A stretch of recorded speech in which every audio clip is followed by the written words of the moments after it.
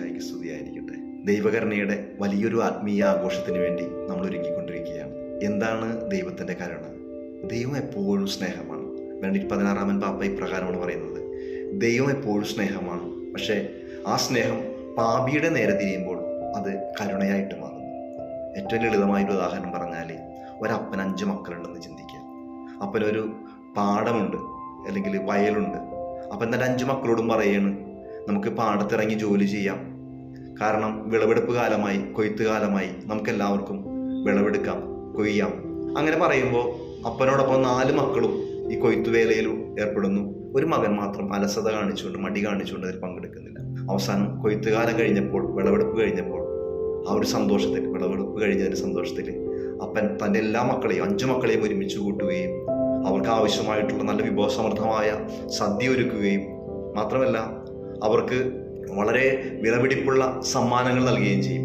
ഇത് ചെയ്യുമ്പോൾ ഈ 4 മക്കളും അപ്പനോടൊപ്പം ജോലിയിലുണ്ടായിരുന്നവരാണ്. പക്ഷെ ഒരു മകൻ മാത്രം ജോലി ചെയ്തില്ല, അപ്പനനുസരിച്ചില്ല. ഈ ഒരു മകന് ആ അപ്പൻ്റെ സ്നേഹം അതൊരു വലിയൊരു കരുണയായിട്ട് മാറുകയാണ്. കാരണം മകൻ ചിന്തിക്കുമ്പോൾ, അപ്പൻ പറഞ്ഞതൊന്നും ഞാൻ അനുസരിച്ചില്ല, പക്ഷെ എന്നിട്ടും അപ്പൻ എനിക്ക് സമ്മാനങ്ങൾ നൽകിയല്ലോ, അപ്പൻ എന്നെ മറ്റുള്ള മക്കളെ പോലെ പരിഗണിച്ചല്ലോ. സ്നേഹമുള്ളവരെ, ഇതാണ് ദൈവത്തിൻ്റെ കരുണ. നമ്മളാരും യോഗ്യരല്ല, നമ്മളാരും അർഹരല്ല, എന്നിട്ടും ഈശോ നമ്മളെ അത്രമാത്രം അനുഗ്രഹിക്കുന്നു. ഈശോയുടെ കരുണയിൽ നമുക്ക് അനുഗ്രഹത്തിൻ്റെ സമ്പന്നത കൊണ്ട് നിറയ്ക്കുന്നു. ഈ ആത്മീയ ആഘോഷത്തിന് വേണ്ടി നമ്മൾ ഒരുങ്ങുമ്പോൾ നമുക്ക് നമ്മുടെ ഈശോയുടെ മുമ്പിലേക്ക് നമ്മളെ തന്നെ തുറന്നു വയ്ക്കാം. ആ കരുണയിൽ നമുക്ക് ആശ്രയിക്കാം. ദൈവത്തിൻ്റെ കരുണ ഒരാളെയും നഷ്ടപ്പെടുത്തി കളയുന്നില്ല. ഒരാൾക്ക് പോലും ലഭിക്കാതെ പോകാൻ ദൈവം ആഗ്രഹിക്കുന്നില്ല. നമുക്കൊന്ന് പ്രാർത്ഥിക്കാം.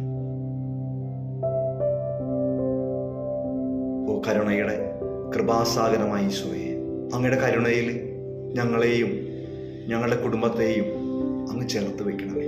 യോഹന്നാൻ ശിഷ്യൻ അങ്ങയുടെ നെഞ്ചോട് ചാരിക്കിടന്നുകൊണ്ട് അങ്ങയുടെ ഹൃദയത്തിൻ്റെ ചൂടറിഞ്ഞതുപോലെ, ഓ ഈശോയെ, അങ്ങയുടെ കരുണയിൽ ചാരി നിൽക്കുവാൻ അങ്ങ് ഞങ്ങളെ അനുഗ്രഹിക്കണമെന്ന് പ്രാർത്ഥിച്ചുകൊണ്ട് പിതാവിനും പുത്രനും പരിശുദ്ധാത്മാവിനും സ്തുതി.